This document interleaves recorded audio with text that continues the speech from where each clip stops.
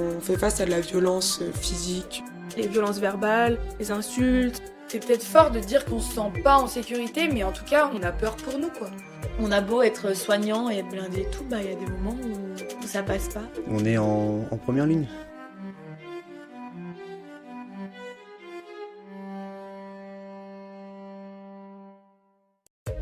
Du coup, on en a clairement des fois amené par les pompiers sans le conjoint, où il nous dit c'est une agression de son mari et tout, où voilà, elle nous a appelé et tout. Donc ça, c'est carré, c'est clair, on le sait, les pompiers nous l'ont dit, même la femme est capable de le dire et tout.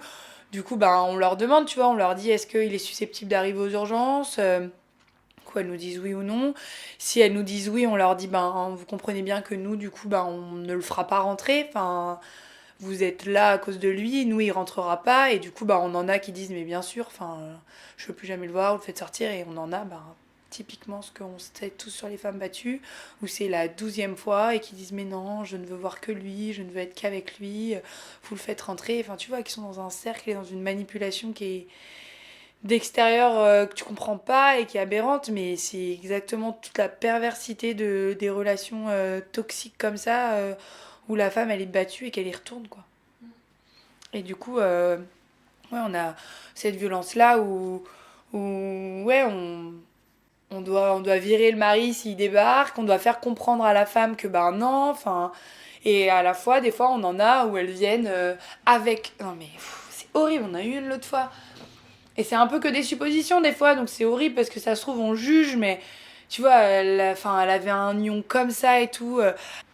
C'est horrible, mais tu vois, avec l'expérience, avec... tu vois, t'arrives à reconnaître ce genre de comportement et qui est arrivé avec le mec qui avait enlevé son t-shirt, qui avait mis des glaçons dedans et qui était très très étouffant, très très, demandeur à être tout le temps collé à elle, très très possessif et tout. Où le discours de comment ça s'était passé était un peu décousu. Je suis tombée dans les escaliers, j'ai trébuché avec mes pieds et...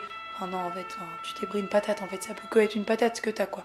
Et du coup, où tu vois, le sas que je te parlais tout à l'heure, il doit y avoir personne, juste les gens qui s'inscrivent et tout, où il doit attendre dans la salle d'attente et qui peut pas s'empêcher et qui rôde dans ce sas et qui tourne et qu'il essaye de regarder à travers la vitre s'il voit quelque chose. On leur dit 12 fois, monsieur, s'il vous plaît, retournez dans la salle d'attente.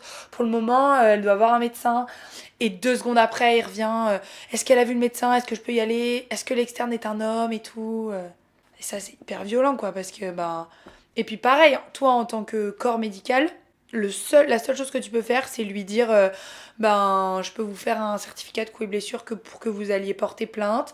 Tu discutes avec elle, tu peux lui donner le numéro des femmes battues, SOS femmes battues, tu peux leur donner des brochures, leur dire qu'elles peuvent être accompagnées et tout, mais tu peux pas appeler les flics et dire, là, faut venir le chercher. Enfin, non, en fait, absolument pas notre rôle. Si elle veut porter plainte, on peut faire venir les flics pour qu'elle fasse un dépôt de plainte, pour que ce soit moins compliqué pour elle et tout, et même normalement elle doit sortir et aller porter plainte d'elle-même, mais bon, on peut faire venir les flics. Mais si elle nous dit rien, ou si elle nous dit mais qu'elle ne veut rien faire, à part la faire repartir avec son mari et te mordre les doigts et en lui taper la tête contre les murs, tu ne peux rien faire, quoi. C'est pareil, c'est une impuissance qui est vraiment difficile à gérer, quoi. Ouais, ce que je te disais là, l'autre fois, après voilà, c'est des suppositions, elle a rien voulu nous dire et tout, mais on était quasiment sûrs que c'était ça, et ils sont repartis tous les deux, quoi. Puis ouais, mes collègues, elles en ont déjà eu où les filles complètement manipulées, quoi. Mais de toute façon, je ne veux voir que lui, je ne parlerai que s'il est là, mais madame, on veut vous aider et tout, là, vous vous rendez compte, tu sais où elles sont, mais défigurées, quoi. Et non, quoi, elles y retournent et elles veulent voir que lui, quoi. Tu vois, ils ont un abord particulier, ils sont possessifs, ils tournent en rond. Tu sens qu'ils sont sur la ligne de je suis tendu, tu vois. Mais s'ils commencent à exploser, c'est là qu'on peut appeler les flics, c'est là qu'on peut appeler les gardes, c'est là qu'on a affaire aux forces de l'ordre. Ils ont rien à y gagner à ce qu'on appelle tout ce monde, quoi. Donc c'est pas c'est les plus vicieux, tu vois. Tu vois, encore une fois, où tu disais que je rapportais vachement la violence à ce que ça nous faisait vivre, là, encore une fois, c'est une violence où en tant que soignant, ça te fait vivre des choses pas cool, quoi. Encore une fois, tu vois, et j'ai fait mon mémoire là-dessus, c'est dingue comme c'est encore tellement présent en moi, mais cette impuissance, moi j'ai trop du mal, tu vois, cette impuissance du soignant, où à un moment donné, le soignant ne peut pas aller plus loin, quoi. Et là, tu peux pas la raccompagner chez elle par la main, tu peux pas l'emmener chez toi en lui disant non, en fait, venez dormir chez moi pendant une semaine avant de vous trouver un hôtel et de vous retourner. Non, en fait, tu la regardes partir avec son mec qui lui a sûrement mis une grosse claque dans sa gueule, quoi. horrible. C'est horrible. Et tu vois, à la fois, c'est vachement présent en moi et on en parle vachement tout le temps, tous ensemble, mais j'ai quand même cette capacité à 19h03 à avoir oublié ma journée, quoi. Enfin, tu vois, à raconter les trucs drôles, l'histoire là que je t'ai racontée avec la fille, la femme, où c'était vachement violent, je l'ai racontée, tu vois, parce que j'avais besoin le soir, mais c'est pas du tout quelque chose auquel je fais des cauchemars, où j'y pense tout le temps, où j'arrive pas à couper. Mais encore une fois, je pense que je vis autant encore les choses à cœur, déjà parce que c'est mon caractère et que je vis beaucoup les choses un peu trop avec mon cœur. Mais je pense aussi que c'est parce que je suis diplômée depuis 6 mois et que du coup, tu vois, je te dis, j'ai fait mon mémoire là-dessus, sur la distance professionnelle, sur l'impuissance médicale. Et c'est vraiment quelque chose qui me frustre et où j'ai du mal, tu vois, et j'ai du mal à mettre de la distance quand je suis prise dans un truc. Enfin, tu vois, ça m'arrive encore, rarement chez moi, mais ça m'arrive encore de pleurer au taf.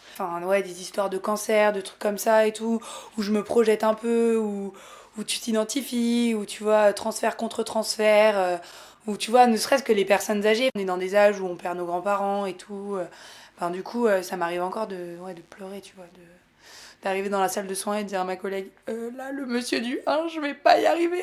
Clarisse, qu'est-ce qui t'arrive? Je pense qu'il faut que ce soit toi qui le prenne en charge. Et là, j'ai les larmes qui coulent et elle me dit oulala, oui, on arrête tout. Tu vois.